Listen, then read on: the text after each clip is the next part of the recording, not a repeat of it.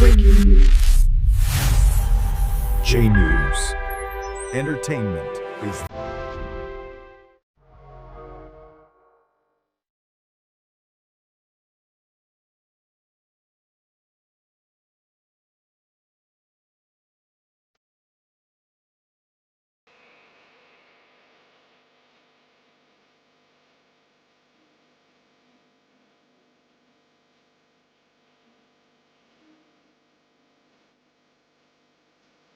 আজকে মন্দিরে পুজো দিয়ে আপনি প্রচার শুরু করছেন, কি বলবেন? আমি মন্দিরে পুজো দিলাম, দিয়ে সারা মহেশতলা, সারা পশ্চিম বাংলার মানুষ, সারা ভারতবর্ষের মানুষের যাতে মঙ্গল হয় ঠাকুরের কাছে আমি সেই কামনা করলাম। এবং এর মধ্যে দিয়ে আমি পশ্চিমবাংলাকে দুর্নীতি মুক্ত করার জন্য ঠাকুরের কাছে আশীর্বাদ চাইলাম। পশ্চিমবাংলাকে চোরেদের হাত থেকে রক্ষা করার জন্য ঠাকুরের কাছে আশীর্বাদ চাইলাম।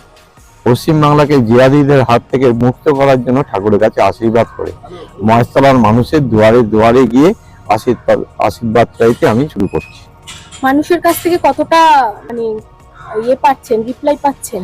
মানুষ যেভাবে দুয়ার ভরে এগিয়েছে আশীর্বাদ করছে, যেভাবে মানুষ বাড়ির বাইরে বেরিয়েছে, কেউ ছাদে উঠছে, কেউ বাইরে বেরিয়ে আসছে, কেউ ঘরের ভিতর থেকে হাত নেড়ে যেভাবে ইশারা করছে, তাতে আমার দৃঢ় বিশ্বাস যে সারা পশ্চিমবাংলায় পরিবর্তন হচ্ছে, মহেশতলায় পরিবর্তন হবে।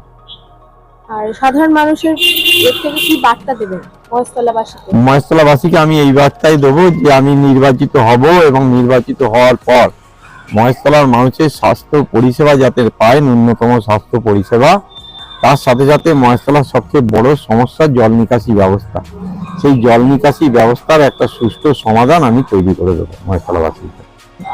যে অনেকেই এত জানেন না, আমি বলি মহেশতলা পৌরসভার 35টা ওয়ার্ড, কিন্তু মহেশতলা বিধানসভার 26টা ওয়ার্ড, 9টা ওয়ার্ড মেটিয়াপুরুষ বিধানসভার মধ্যে চলে গেছে।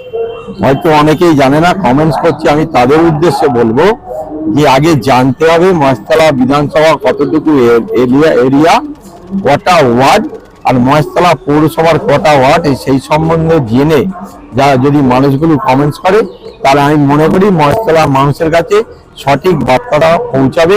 কারণ আমি বলছি যে যারা কমেন্টস করছে ম্যাক্সিমাম তৃণমূল কংগ্রেস, তারা নিজেরাই যারা দীর্ঘদিন রাজত্ব করেছে, 15 বছর রাজত্ব করার পর তারা কিন্তু মহেশতলা সম্বন্ধে জানে না। কারণ তারা প্রথম দিন থেকে তোলার জন্য, কাটমানি খাওয়ার জন্য রাজত্ব করেছে, তাই মহেশতলা সম্বন্ধে জানে না বলেই এরকম কমেন্টস করছে। আর এই যে আপনি প্রচারে বেরোচ্ছেন, সেক্ষেত্রে তো অনেক বাধা তো আসছে। আমার পোস্টার, ব্যানার, আমার দেয়ালে লেখা মুছে দিচ্ছে তৃণমূল কংগ্রেসের দুষ্কৃতিকারীরা। আমি আবার আপনাদের মধ্যে দিয়ে মহেশতলার মানুষের কাছে আবেদন করব যে ওদের নাম দেয়ালে থাক, আমাদের নাম মহেশতলার মানুষের বুকের ভিতরে থাক। নির্বাচনে 29 তারিখে মানুষ ভিতরে গিয়ে বোতাম টিপে ঠিক সঠিক রায় দিবে।